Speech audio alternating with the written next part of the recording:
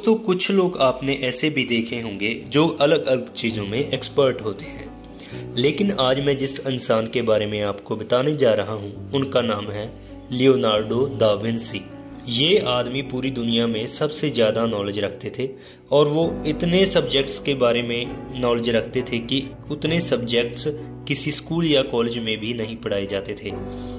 Leonardo da Vinci एक scientist थे, mathematician थे, पेंटर थे, आर्किटेक्ट थे, स्कल्पचर थे, इन्वेंटर थे, इंजीनियर थे, राइटर थे, हार्मोनिस्ट थे और एक स्किल्ड मैकेनिस्ट थे। इसके अलावा उनको anatomy, geology, astronomy, botany and history का बहुत ज्ञान था।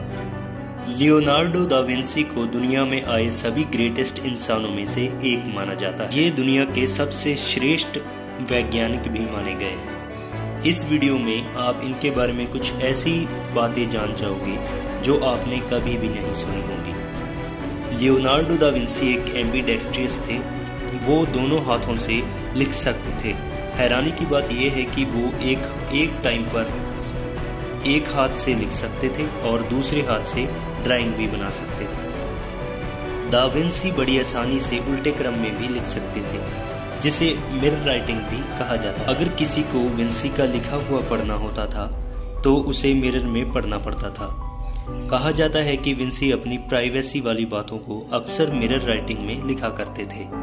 सन 1994 में बिल गेट्स ने विंसी की बुक कोडेक्स हमर को 30 मिलियन $US में खरीदा था। ये बुक दा विंसी की साइंटिफिक राइटिंग कलेक्शन है। इस बुक को भी दा विंसी ने मिरर राइटिंग में लिखा था। कहा जाता है कि ह्यूमन एनाटॉमी को रिसर्च करने के लिए रात को कब्रिस्तान में जाकर डेड बॉडीज निकाल कर ले आते थे और उस पर स्टडी करते थे। ऐसा भी कहा जाता है कि उन्होंने करीब 30 डेड बॉडीज निकाल ली थी। ये दा विंसी द्वारा बनाई हुई हाथों की तस्वीरें हैं। आज से करीब 500 साल पहले दा विंसी ने इंसान की बॉडीज की बिल्कुल साफ तस्वीरें बना दी थी। दा विंसी की 2 पेंटिंग्स बहुत प्रसिद्ध हैं। मोनालिसा को तो आप जानते ही होंगे और दूसरी पेंटिंग है द लास्ट दिसंबर। इस पेंटिंग में द जीसस को फांसी पर लटकाने से पहले खाना खाते हुए दिखाया गया है। यह यकीन करना बहुत ही मुश्किल है। दा विंसी ने 16वीं सदी में ही बड़े आविष्कार कर लिए थे। उनको पैराशूट, हेलीकॉप्टर और टैंक इन इन्वेंशन के लिए क्रेडिट दिया जाता है। उन्होंने 16वीं सदी में ही इन चीज़ों के डिज़ाइन तैयार कर लिए थे।